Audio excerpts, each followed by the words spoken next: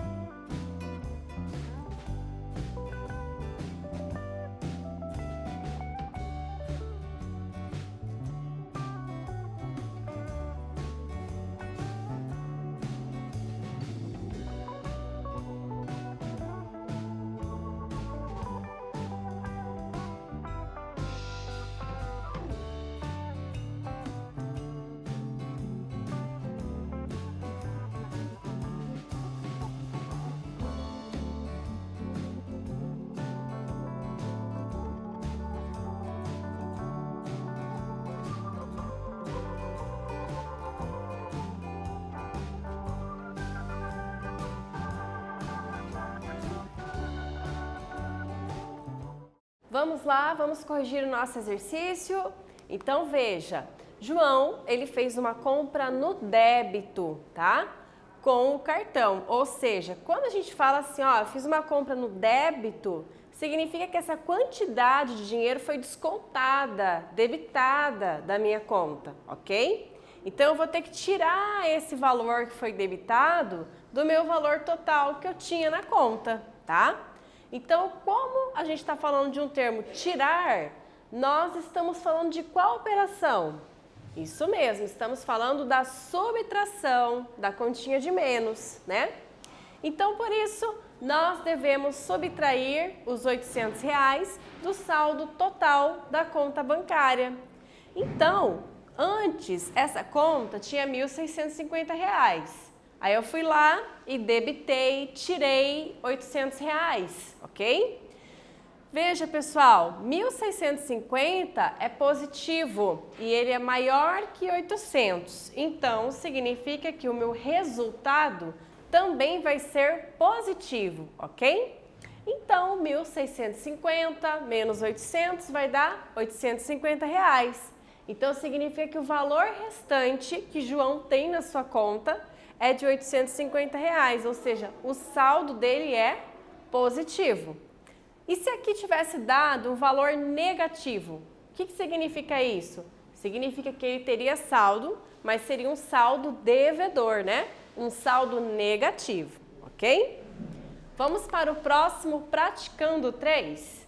Então veja, no praticando 3, nós temos uma aplicação dos números inteiros que fala sobre a variação de temperatura. Um termômetro está marcando 32 graus Celsius em Niterói, Rio de Janeiro. Se a temperatura cair 8 graus Celsius, quantos graus marcará o termômetro? Com essa queda de temperatura, fará mais frio ou mais calor? Pessoal, prestem atenção nos termos implícitos desse exercício. Por exemplo, quando ele fala cair, nós lembramos de qual operação numérica? Soma ou subtração? Então, a professora vai dar um tempo agora para vocês lerem o exercício com calma e tentarem resolver, ok? Já voltamos!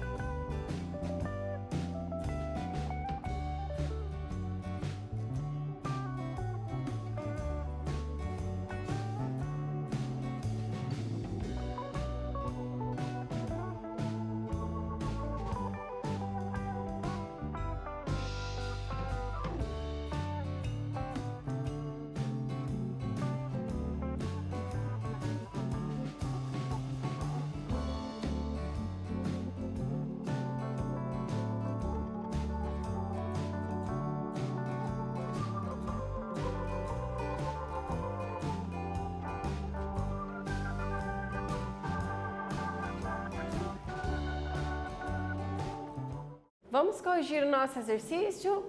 Então, olha lá. 32 graus é a temperatura que estava marcando em Niterói. Só que a temperatura, né, ela desceu, ela caiu 8 graus, tá? Então, esse cair nos remete a uma continha de menos, de subtração. Então, eu tenho 32 positivo menos 8 graus Celsius. Quanto que é 32 menos 8, hein? Então, olha só, 24 graus Celsius. Só que não é só essa pergunta do exercício. O exercício está sim perguntando quantos graus marcará o termômetro. Ok, 24 graus Celsius. Mas ele quer saber um pouco mais. Ele quer saber se com essa queda de temperatura fará frio ou mais calor. E aí, o que vocês responderam? Olha lá, o termômetro ele vai marcar 24 graus Celsius, então a temperatura ficará mais fria, né? O clima ficará mais frio, ok? Então, 24 graus Celsius. Bom, nesta aula, nós falamos sobre as operações envolvendo os números inteiros e vocês perceberam que tivemos que lembrar várias operações ali e a troca de sinal, né? A substituição de sinal. Então, é importante que vocês verifiquem essas continhas novamente e lembrem-se aí das particularidades de cada operação envolvendo os números inteiros. Eu espero que vocês tenham gostado e até a próxima aula!